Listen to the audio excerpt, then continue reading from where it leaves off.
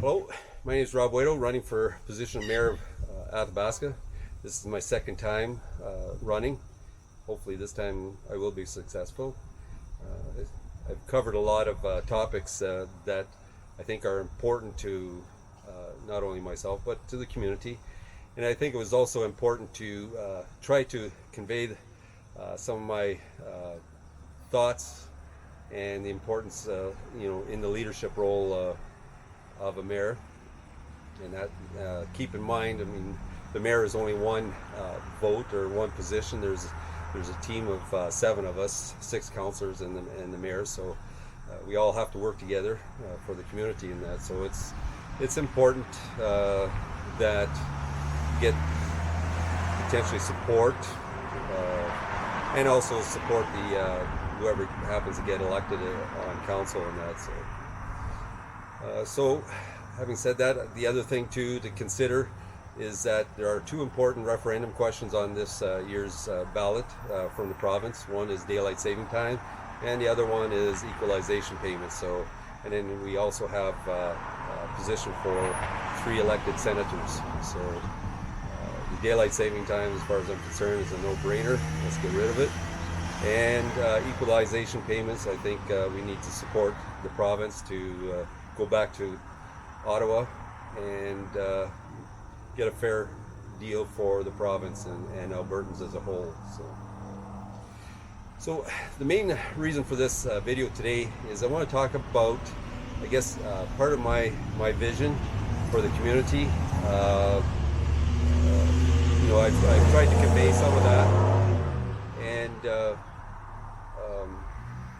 it's important to understand that as a mayor, you need to kind of set the tone and a leadership role, but also understanding that I am potentially working with a team of 6 other people. So it's important for us to work together as a team for the betterment of the community and that. So whether or not my ideas or my thoughts, direction for the community would get support, it's hard to say. Some of the other council members may have their own agenda and issues that they want to see addressed. So, we have to look at everything as a whole. So we're not always going to agree on things, but at the end of the day, hopefully we can move the community forward. So one of the things that coming from the town of Marathon in Northern Ontario, that we had in our community, as Shaw Cable was in our community with TV channels, and one of the things that Shaw did was they made a channel available for the locals to produce their own programs and television content, so that people in the community can look at things. Like we had Puxon National Park nearby, and you could do a video about the park and broadcast it on the local TV station, which was important. In fact, that was available long before the internet came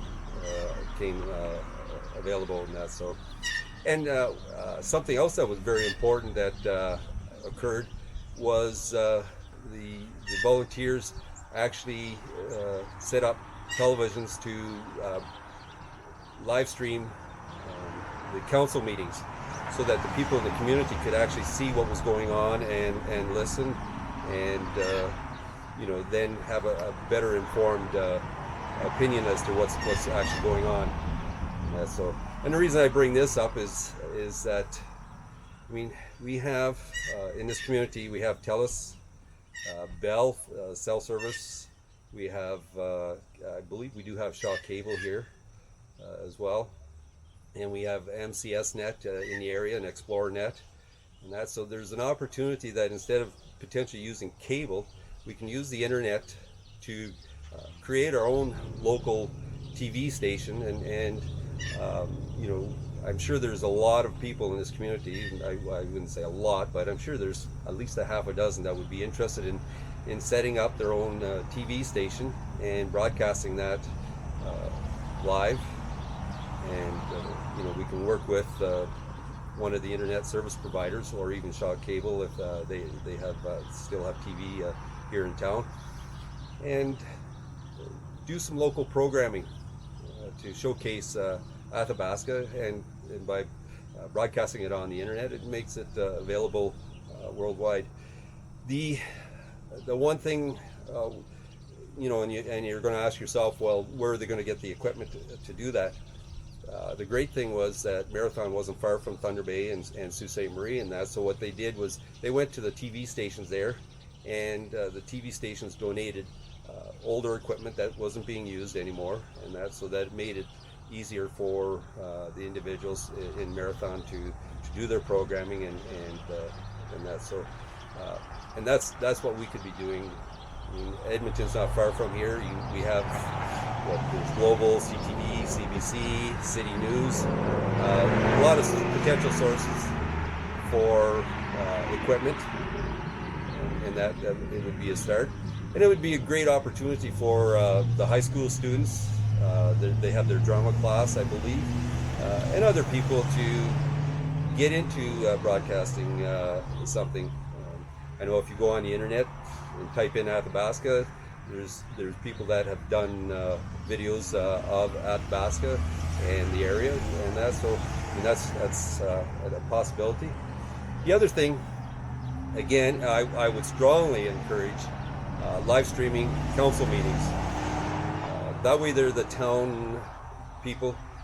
Instead of having to go 7 o'clock, they can go in on sit at home and watch live broadcasts.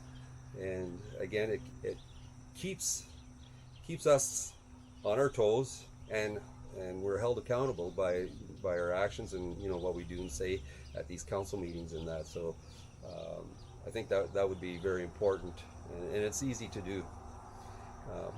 Another thing, talking about TV stations, is that I was disappointed to hear that when I contacted Boom Radio to put an ad on the radio station, I hadn't realized, but the people that we had that were working here broadcasting on Boom Radio no longer were working, and that it all went automated, and I believe everything got moved to Westlock. So kind of ironic, I think, that everybody's fighting for Athabasca University, which is very important, but nobody seemed to have cared that we lost 2 jobs due to automation in this community there. So I think there's a potential there as well to start up our own local radio station and have something that broadcasts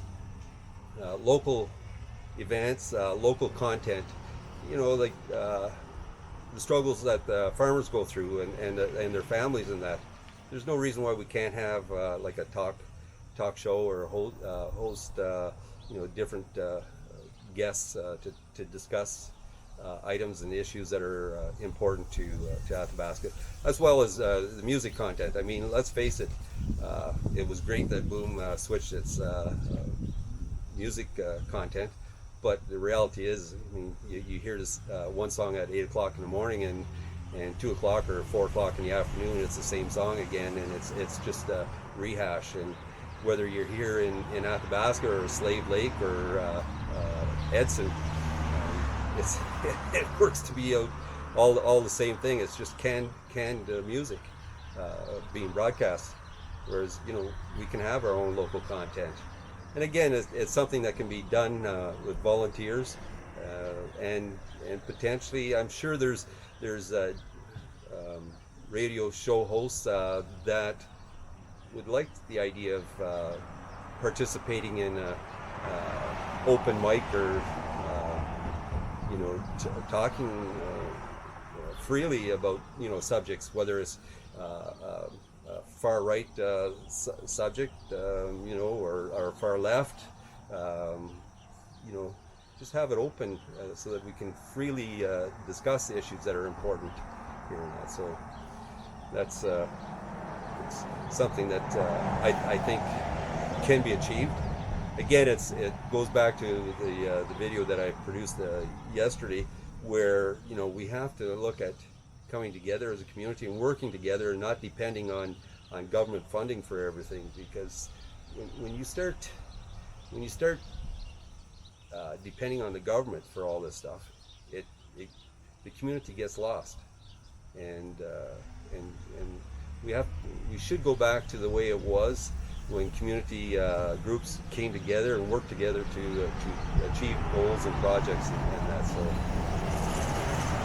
something else that I would strongly support is a few years back there was a Ratepayers Association that got started when it seemed like taxes were getting out of hand, and council was, I believe a few years back, was fairly dysfunctional, and that I would strongly support the Ratepayers Association getting started again. We need a group that's going to oversee council and hold us accountable for our decisions and our spending and that. So, but anyways, have a great day. Today is nice and sunny. It's been great weather so far for the farmers, and looks like they're getting their crops off the fields and that. I see a few fields that still have some canola standing and that, but I think the way things are going, it looks like next week is going to be another nice week and that. So, all right, October 18th, get out and vote. Don't forget the two referendum questions that are, I think, important to Albertans, and take care.